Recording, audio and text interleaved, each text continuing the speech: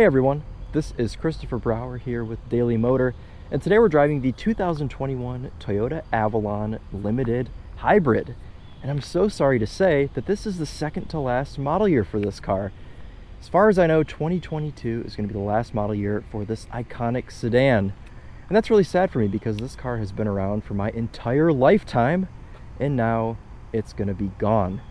And I think that's sad, but due to such an SUV-hungry market, it really only makes sense for Toyota to no longer make this car. It's no longer what the people want. I will say though, this particular model, so this limited model, which is the top of the line, the interior in this car is seriously stunning for a Toyota. Keep in mind, this is not a Lexus, this is a Toyota. Check out some of the details on this interior. I mean, like, if you set me in this car and you covered up your hand on the middle of the steering wheel and you said, what are you sitting in right now? 100% I would say I'm in a Lexus, because this reminds me of like a Lexus ES or a GS or, something that would compare to this size in the Lexus lineup. We have these really cool perforations in the seats, such cool details on here. All of these sort of diamond-shaped stitched patterns here, you can see that as well.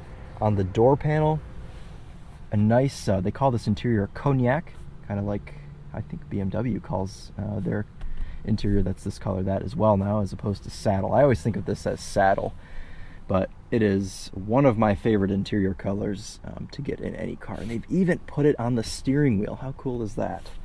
Black headliner, which is awesome to see. I think it really outfits the interior nicely, brings it all together.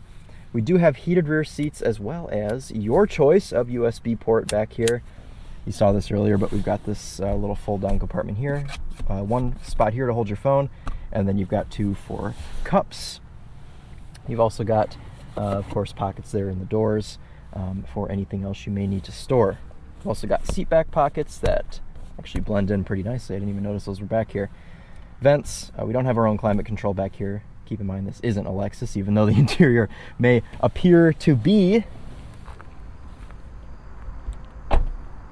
I think that one of the reasons that a lot of people kind of strayed away from this car is the massive front grille. I mean, this entire front bumper is just a grille. And I think that a lot of manufacturers are doing this right now, and a lot of people don't really like it. So I don't know, maybe Toyota could have kept this around a little bit longer if they would have done something different with the front fascia, but the sad truth is probably not, because the real reason that nobody wants this car is because they'd all just rather have a Highlander. So let's go ahead and hop into the cockpit. I don't know if you could tell from back there, but this is also perforated leather that we've got here on the sides in this cognac trim here. There's also a subtle dark wood that runs along the dash, which is just chef's kiss. I think it looks very, very nice.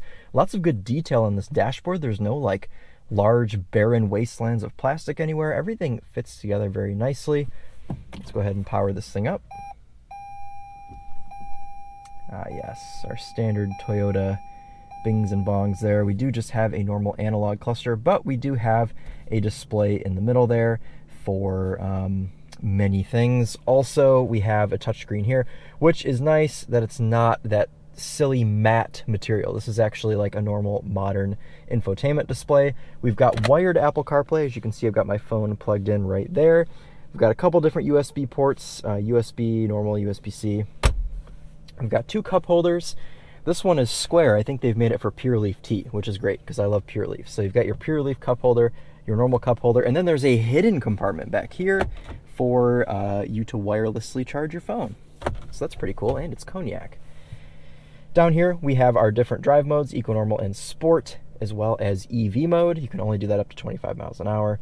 We have auto hold and our parking brake here. It is nice to see that we have climate control that isn't in the infotainment, as well as a volume knob.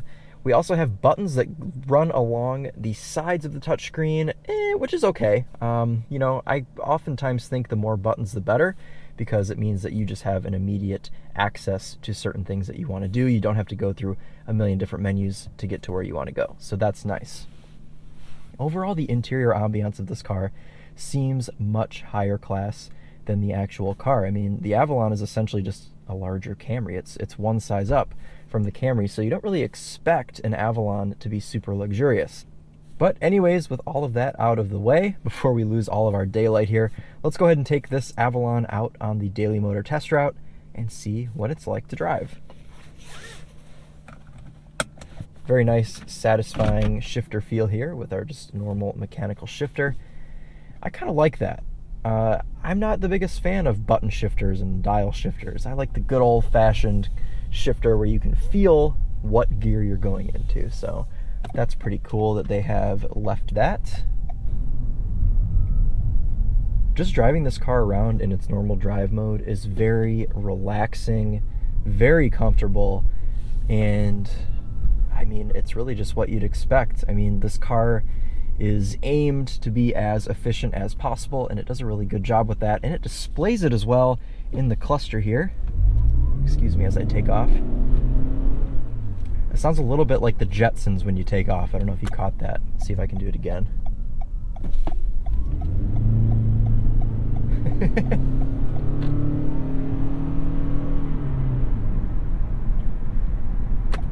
Right, so on the left here we've got power, which means you're in the power band. Eco, which I initially thought meant that you were in EV mode, but I don't think that that's the case anymore. I think that eco just simply means it's being economical. And then you've got charge down there for when the car is engine braking or you're braking or whatever, and it's charging your hybrid battery. So this Avalon Hybrid is powered by a 2.5 liter four-cylinder with a combined power output of 215 horsepower. So it's not a huge number. This is a 3,600 pound car, so it's not exactly light. It's not super heavy. You know, it's not Dodge Charger levels of heavy, but 215 horsepower, it's okay. I mean, you've got good torque. You got to consider that this is a hybrid. You get good torque out of corners there. See, that was an easy, you know, up to 55 miles an hour. No problems at all. Though it does spoil your gas mileage when you do that. I think I just dropped 0.3 from doing that. That little pull out of there. This car is insanely economical. If you haven't already, go watch Charlie's fuel economy test. This car performed insanely well. As you can see, I've been averaging over the past 2 or 3 days, 46 mpg, and Charlie did even better on his test. So make sure to go check that out if you're curious about that. All right, coming in out of the first corner, kind of fresh pavement here. Dab of brakes. Barely even. It's not even. I usually have way more tire squeal on that corner. But as for now, we're going to go over some bumps up here where I'm going to cover the first thing that's not what you'd expect with the Avalon. And that is that the ride is a little bit jittery. You would expect, seeing the exterior, the interior, all the luxurious features on this car and the way that it presents itself, you'd think that the ride would be a little bit softer, but it really just rides like an economy car. The ride is certainly nothing special. Don't get me wrong, it's not harsh. It's not something that you'd really even notice unless you're, you know, a stickler about ride, which driving different cars all the time, I think I'm allowed to be. But I would have expected this car to ride a little bit smoother. Not necessarily a complaint. It really hasn't bothered me the past couple of days, but it would be nice if this car had a little bit of a smoother ride. Especially considering how quiet this thing is. I mean, at all speeds, it is just whisper quiet in this cabin. Since we're stopped here, we can take a quick look at the infotainment. Normal Toyota stuff, nav on the right, our audio options here on the left.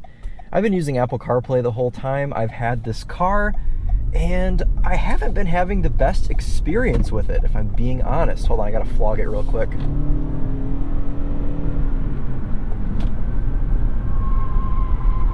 Oh, yeah.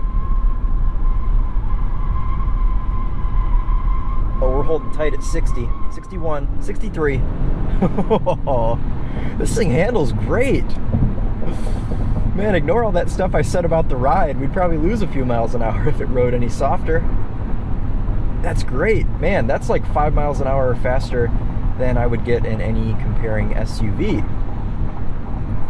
Anyways, though, with the Apple CarPlay, I've been finding myself having to unplug and re-plug in my phone every time I get into the car.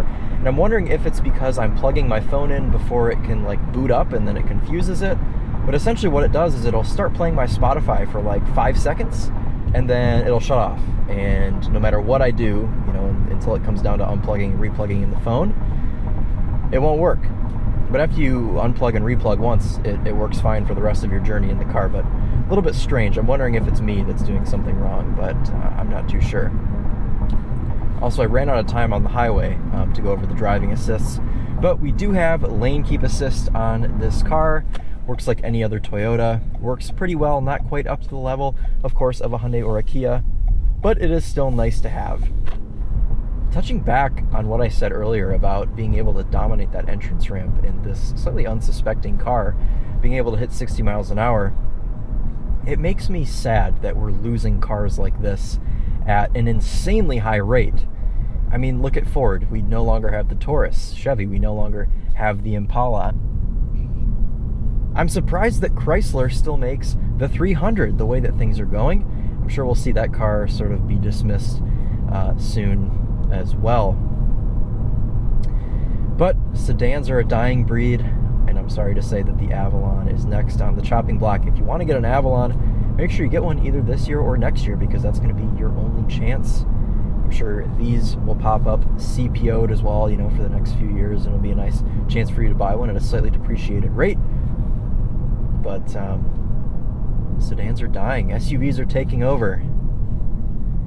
As much as I love SUVs, you know, they have a purpose, they have a place in our world, but not everything has to be an SUV, and I really like big sedans like this. I like this car. I like the BMW 5 Series. I like the Mercedes E-Class. I liked the Ford Taurus when they made that. So it's a little bit sad, especially growing up in the era when all of those cars were thriving. I mean, that's what everybody drove. Everybody had a 98 Taurus.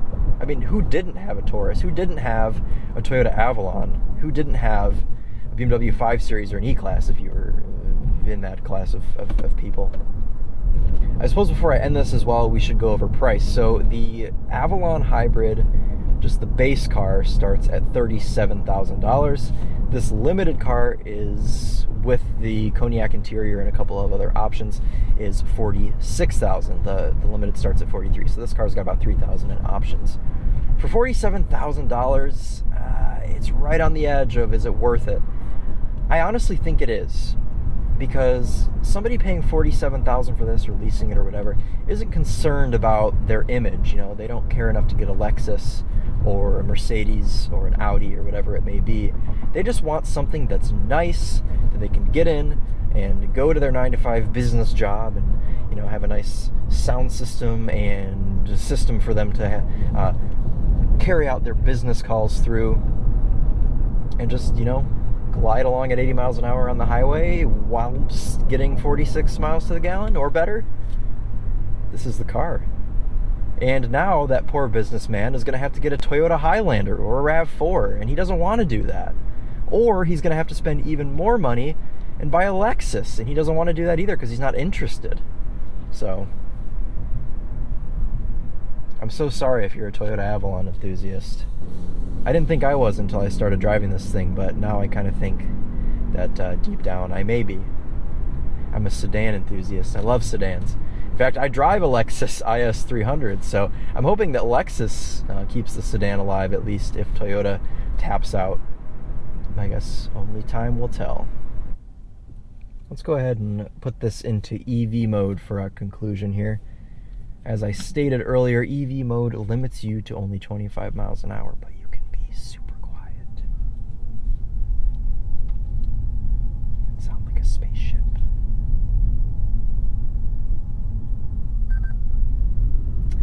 Yeah, so it'll deactivate if you give it too much throttle or if you exceed 25 miles an hour. So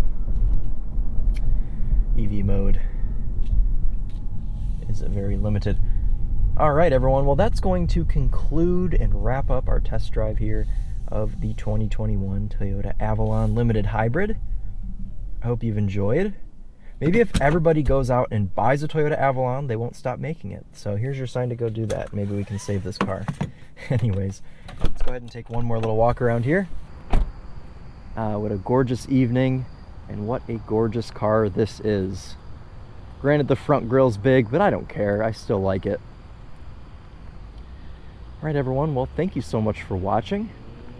As always, it's much appreciated. This has been Christopher Brower with Daily Motor, and as always, drive on.